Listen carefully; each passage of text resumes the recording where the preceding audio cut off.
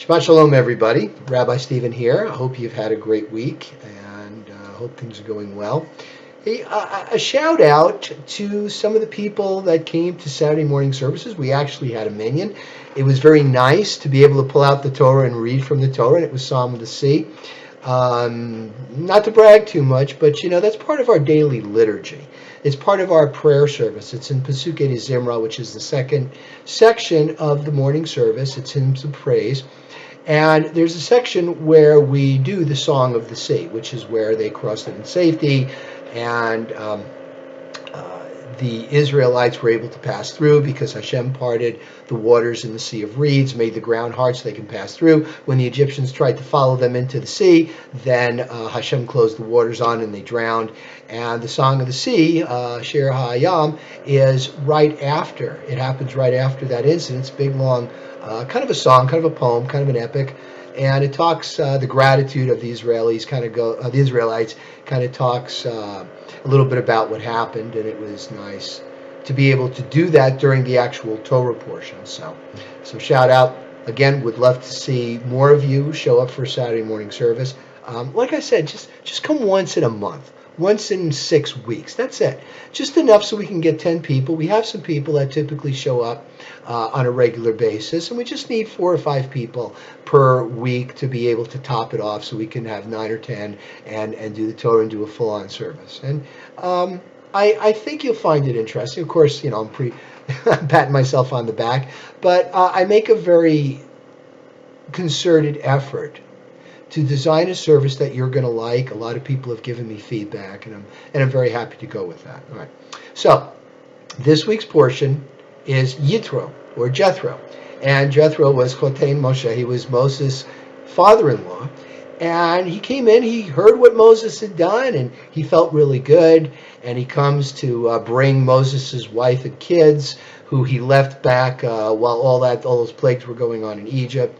And he brings them. And a lot of the sages say that this was kind of a turning point for Jethro. They describe Jethro as Kohen Midyan, a Midianite priest, which is really the word for a Kohen. Kohen means priest. And the Midianites, who were Ethiopian, Eritrean, they were pagans. They believed in idols. And Jethro, it turns out, had been wrestling with this idea anyway. And once he saw what happened at the sea, once he saw what happened to the Egyptians with the Israelites departing Egypt, he was kind of convinced and said, wow, your God is my God now. And it was a big turning point. Jethro sees Moses sitting there and adjudicating. He had a whole line of Israelites behind him, and they had questions, they had topics, they had disputes, and Moses was figuring it out. And my joke, Jethro said, what are you doing? And Moses is like, well, father-in-law, I'm listening to all the issues that the Israelites come, and I'm adjudicating it. And Jethro's like, what, you're going to do this by yourself? You do that, you're going to be here for 40 years doing this. My joke. Anyway, so Jethro said, why don't you do this?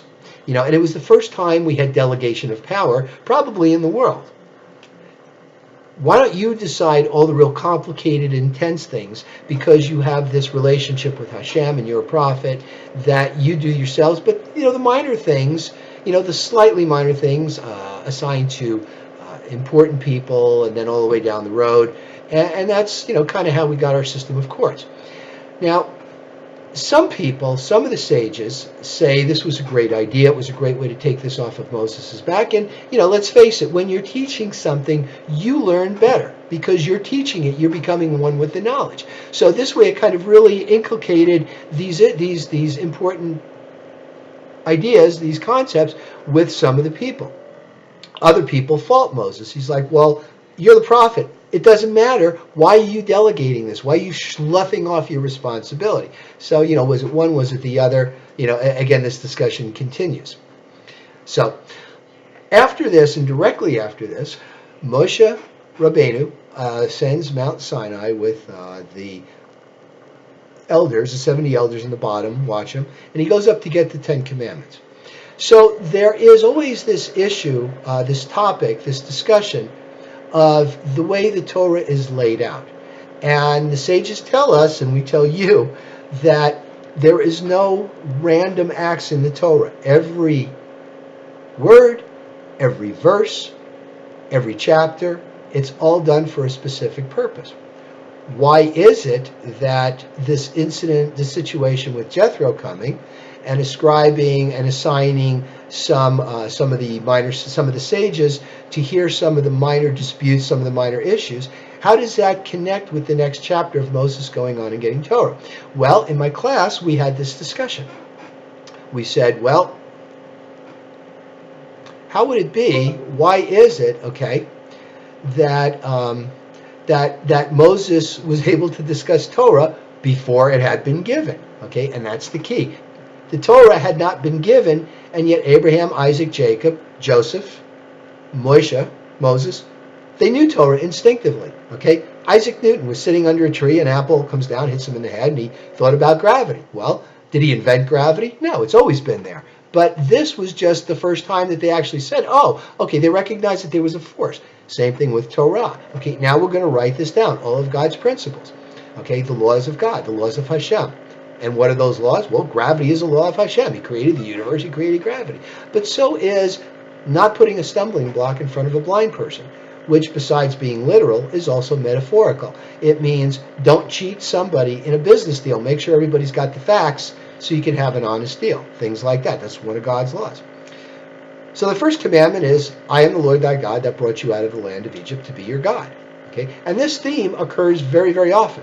I am the Lord your God who brought you out of the land of Egypt to be your God. It's in the V'ahavta. Ani Adonai Elohechem asher hotzeiti etchem me'eretz Mitzrayim. I am the Lord your God that brought you out of the land of Egypt. The second is, you will have no gods before me. I am a jealous God. Now, this also created a little bit of a discussion. I am a jealous God. How can God be jealous? What does that mean? Is there a difference also between the word jealous and between the word envious? Now, I had a friend years ago, had a master's degree in English. He was learning to be studying to become an English professor. And he said that one of his teachers says there's no such thing as a synonym. Why would you have two different words if there was, right? Okay, so envious means I want that, I'm going to get it. Jealous means I wish I had that. Or, gee, I don't like the idea that you want this or you want someone else. Jealous in terms of a person, right? What does it mean when we talk about somebody being jealous? I'm a jealous lover, okay? That is, I don't want anybody looking at my significant other. I don't want anybody talking to him. I am a jealous person, okay? I don't want. Now, it's not used really in a negative connotation as we think of when we think of the word jealous. What it means is, I am the Lord your God. I'm the only one. There is none other but me. And this concept occurs often. It recurs a lot in our liturgy and in our Torah. Right? There is no other God. You will have no other gods before us. What is an example of another God? Well, we're thinking Torah. We had these pagan societies that had idols. They worshipped trees, the Ashtoreth tree. Okay, it's discussed in the Talmud that it was a special tree and people worshipped it, or they used it as an altar. And because of that, it goes on to say that if you chop down an Ashtoreth tree, you're not allowed to use it. You can't use the wood. You can't use any fruit. It's got to be destroyed because of the connotation of it being, an idol. What else is a god? What else is something that people worship? Well, we brought up the idea of the Greeks and the Romans. They had their demigods. We don't worship other gods. Gods with a small g. Forces of nature. Okay. We don't worship. What are some other gods? Okay, money. Some people worship money. You have some people that have so much money. It would take them 5 or 6 lifetimes to use up that money. Some people wish they believed in reincarnation. I'll just leave the money to myself in my next life. Wouldn't that be great? Okay, but they keep amassing money because they're addicted to it. They worship it. They can never get enough. Some people worship power.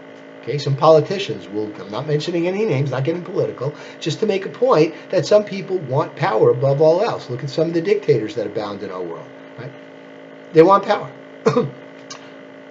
What's another god? What about astrology? Now, Judaism believes in astrology. We do. But we believe that it is a coincidence. It's not an influence.